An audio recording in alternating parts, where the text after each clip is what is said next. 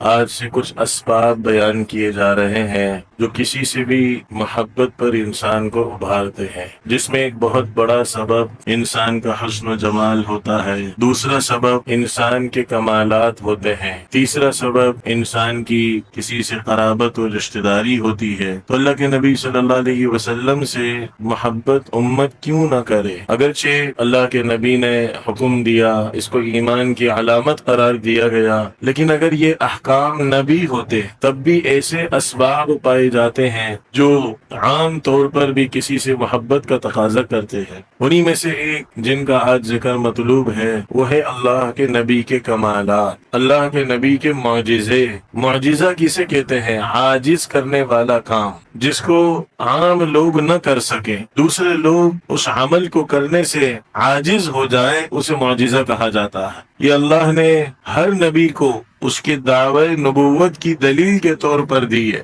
نبی دراصل مدعی ہوتا ہے، ایک بہت بڑا دعویٰ کرتا ہے کہ میں اللہ کا نبی ہوں، اللہ کے احکامات تم تک پہنچانے کے لیے درمیان میں واسطہ ہوں، اللہ کی وحی میری طرف آتی ہے۔ یہ بہت بڑا دعویٰ ہے۔ تو اس دعوے کے لیے اللہ نے ہر نبی کو کوئی نہ کوئی علامتیں دیں جو ان کی نبوت کے دعوے پر سچائی کی علامت اور دلیل ہوتی تھی، اور وہ علامت معجزہ کہلاتی تھی۔ ہر زمانے کے انبیاء پر اللہ نے اس زمانے کے اعتبار سے معجزات ظاہر فرمائے، اور جس طرح ہمارے نبی حضرت محمد رسول اللہ صلی اللہ علیہ وسلم کو تمام انبیاء پر فضیلت ہے، اسی طرح ہمارے نبی کے معجزات تمام انبیاء کے معجزات سے بڑھ کر ہیں، تمام انبیاء کے معجزات سے زیادہ ان کی فضیلت ہے، اور اتنی کثرت سے وہ معجزات ہیں، اتنی کثرت سے ان کا بیان قرآن اور حدیث میں ہے کہ ان کی تعداد میں محدثین کی مختلف رائے ہو گئی۔ علامہ بیہقی نے 1000 اور امام نووی رحمہ اللہ نے 1200 تعداد نقل فرمائی ہے، اور بعض محدثین نے اللہ کے نبی صلی اللہ علیہ وسلم کے علمی عملی معجزوں کا مجموعہ 3000 بیان فرمایا۔